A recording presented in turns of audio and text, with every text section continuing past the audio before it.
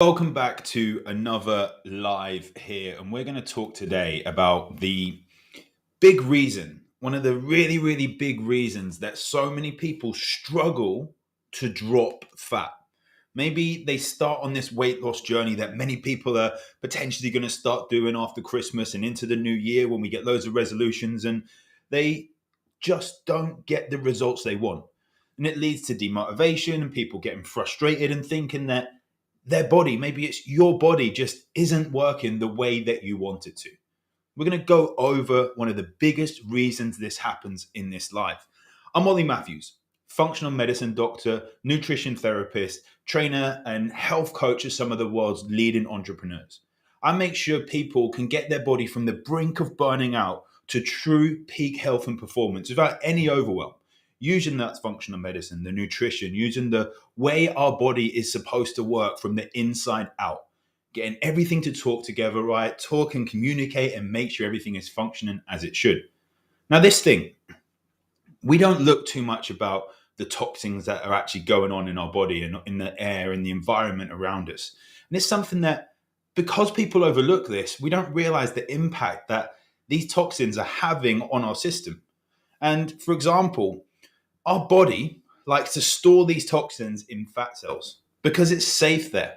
Now, if you've looked into science and things like that, in fat cells, not looking at the brown fat and other sorts of fat, but the main sorts of fat cells, they don't have mitochondria.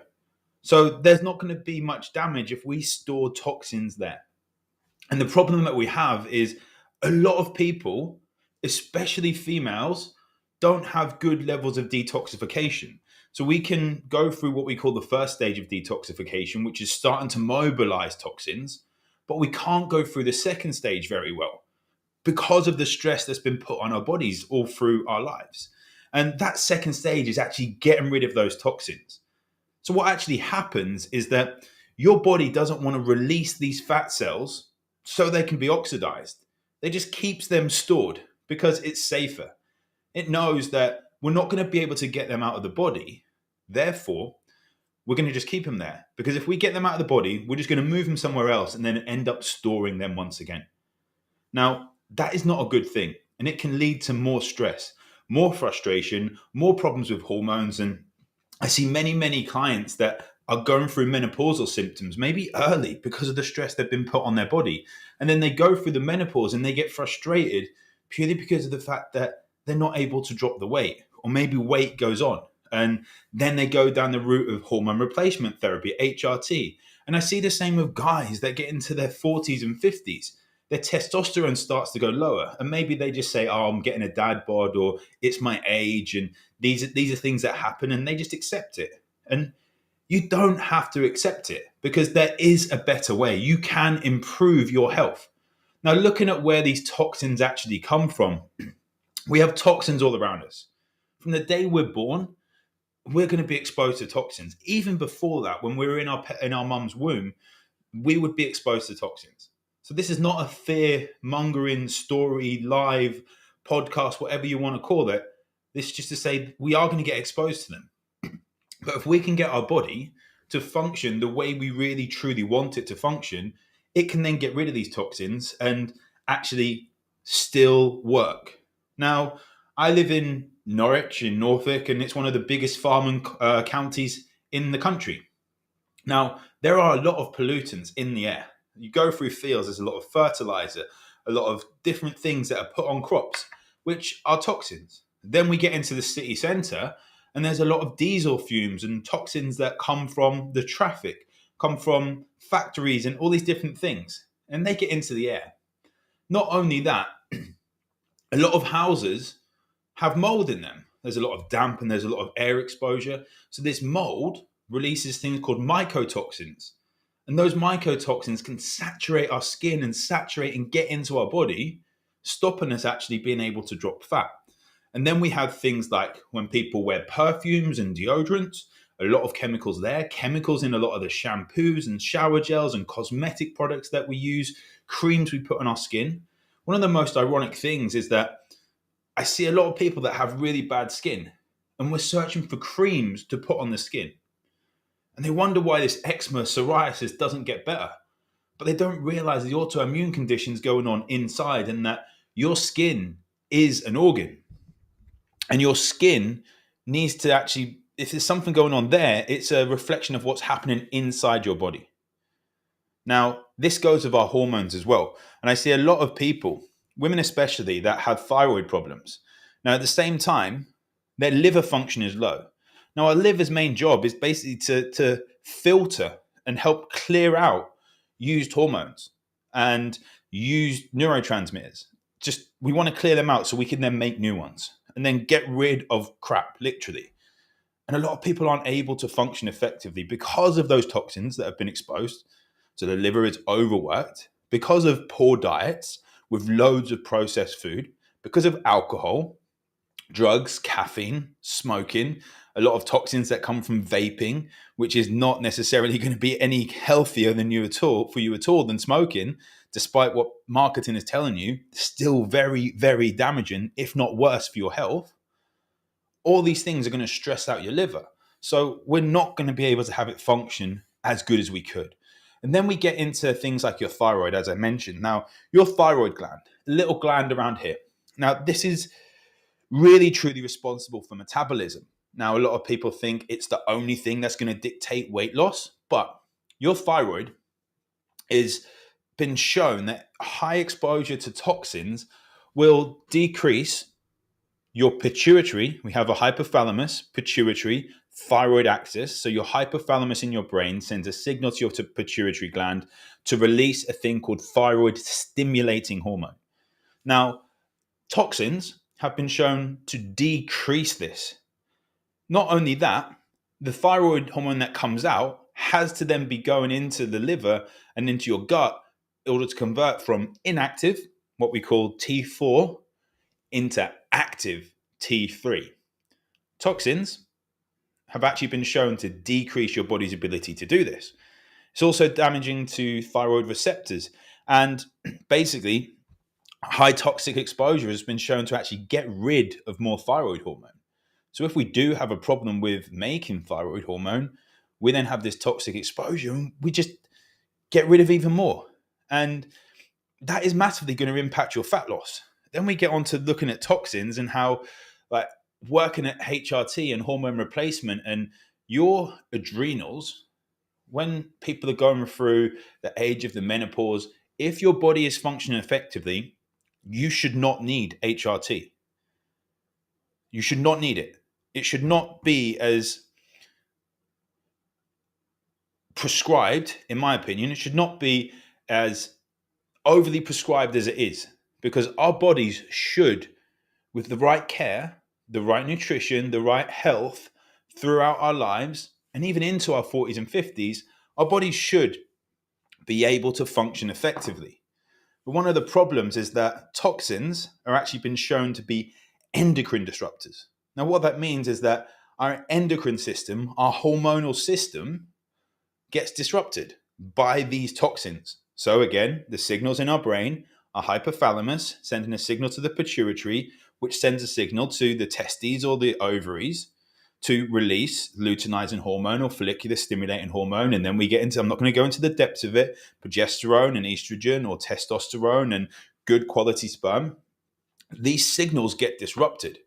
And it has, high levels of toxin exposure has an estrogenic-like effect on the body, which means that we've shown over the years that fertility has been dropped and has been dropping through high levels of toxic exposure. And even some forms of, when children go through puberty, that age is getting lower because of extensive toxic exposure. Now, that's quite worrying, knowing that children are actually then going through puberty even earlier. Well, it is to me anyway. And then we even look at, how do we get signals around the body? Nerves. And we look at our central nervous system and signals from the brain that go to the gut, that go to different organs. And we look at things, you've probably heard me talk about your vagus nerve, which is going to be massive in helping digestion.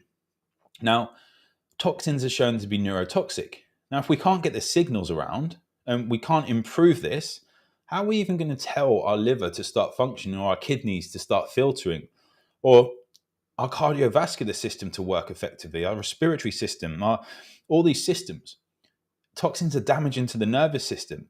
And when we look at that, our brain is controlling that. Now, your brain will dictate, as I've said, the whole entire health of your body. So your brain will be sending these signals out, and it will be sending these messages. And if your brain is not functioning well, you're going to have brain fog, headaches, migraines, and people will put it down to being at a certain age that they're going through. But actually, it can be massive with toxic exposure. It also downregulates the ability for leptin, a hormone which tells our body is full, and it downregulates the ability for your brain to have communications with that. So we're not going to tell ourselves that we're full, so we end up eating more, and you have more hunger and you have more cravings. And I'm not going to go into the depths of it, but it also has been shown to dictate your circadian rhythm. So I've seen people that have excess toxic exposure have had insomnia for 20, 25 years. We've supported their liver function with natural medication, like natural supplements and nutritional therapy products, with good lifestyle habits, good morning routine, good evening routine, with supporting the body with nutrients that are going to help the gut health. I've seen people literally change their sleep patterns, not overnight, over the form of a few months, start sleeping through the night, that never believed that they would sleep through the night. They'd been prescribed high levels of sleeping tablets from the doctor for those nights where you just can't get to sleep. To me, is very irresponsible. I even had one person got told by the doctor to have a medication called Zopiclone to help you sleep every single night for a month, which I was gobsmacked when I heard that, knowing that sleeping medication is very addictive, knowing this person had previous mental health issues. It's quite worrying. Now, she's doing really, really well now, but she was able to sleep through the night when we started supporting her body's ability to deal with the toxic exposure that was getting thrown at her day to day. But how can you do this? Well, as I've spoken about, we can't take away all those toxins. And if we tried to do that, we would probably be adding more stress into the body. But we can look and just reduce our exposure to this. When you're going to grab a coffee, don't have the plastic lid full of BPAs that are going to be toxic to your body. Try not to drink out of plastic. Even things like some of the cups and the mugs that paper is coated in. Looking at things like receipts, when you get till receipts, just try not to grab them if you can help it. I have to grab mine for account reasons, for business. And so you're just trying to stop it as quickly as possible because receipts are coated with BPA. Quickly absorbs and saturates into your skin. It makes a lot of difference just to try and reduce our exposure to it. If you can get a receipt emailed, massive, absolutely massive. Looking at the quality of air in your house, making sure there's plenty of oxygen and carbon dioxide moving around and circulating when we have windows open. Looking at mold exposure, don't just wipe the mold or paint over it. You may have to have some mold treatment in your house. If your mold is that bad, I had a client that literally had an asthma attack every time she went into her house. She had to move. And it's frustrating when it gets to that point. This was a corporation house, so she was renting it. So luckily she didn't have to sell it or anything like that. But to know that houses get into that state and they're so damaging to people's health that people are having to move is quite worrying. But you can look at reducing these things. But one of the big things is the food we put into our body. A lot of that food causes more stress. Now you can look at there's a thing, if you look on like the World Health Organization, I think it is, you just Google clean 15, dirty dozen foods, then you'll see the dirty dozens to say these foods, and they get redone every year, are the most toxic foods when it comes to chemicals. So try and get them certified organic. These foods are the clean 15. So if you can't get those organic, they will be probably okay. And look at things like the water you drink. Stop drinking tap water. Get good quality filtered water. Invest in a really high level quality filter. Like I've got a Berkey filter, and it's just amazing to have that. And looking at alcoholic consumption. Alcohol is going to be massively impacting your liver. And if we can just look at improving your liver function, yes, we might need some supplements, and I'm not going to go into the depths of those supplements here. Things like glutathione and NAC, and like, but they all have their individual dosage amounts and different protocols that to help the hepatic system and help your liver function effectively. If we can literally optimize your liver function, if we can optimize your detoxification systems, I'm pretty certain we will get people dropping weight and dropping fat effortlessly. In fact, I'm not pretty certain, I am certain that we will get people dropping fat effortlessly, because your body's not going to then be frustrated holding on to these fat cells, literally scared to get rid of the toxins that are being held in these cells. It will just open up the cells, help you oxidize those toxins, and you get rid of them through sauna, through sweating, exercise, breathing, crying, whatever it is, excretion, whatever it is. You will get rid of them so much more effectively. Now, if you need help with this, feel free to drop me a message. We can look at speaking about it on a one-to-one level. I also have my revitalization blueprint where there's going to be specific trainings every 2 weeks uploaded. Now, there's also going to be live question and answer sessions every 2 weeks. And those sessions are also going to be recorded, not pre-recorded, recorded live. So if you can't make those sessions, you can actually get the recording of them and you can ask questions ahead of time so you can still get your questions answered. And the goal for that is to have people to truly be able to take control of their health once and for all at their own pace, and not have to turn up to calls all the time and look at the WhatsApps and everything, but to truly get you to take control of your health once and for all. If you want more information about that, go to ojayhealth.com/revitalization. Same with one-to-one. Go to ojhealth.com and all the information is there of services, how to work with me, how to contact me. And we can talk a little bit further to see, because it may not be that there's something I can do. I might have to refer you on to someone else, but I will be open and honest with you what we need to do in order to help you help yourself when it comes to improving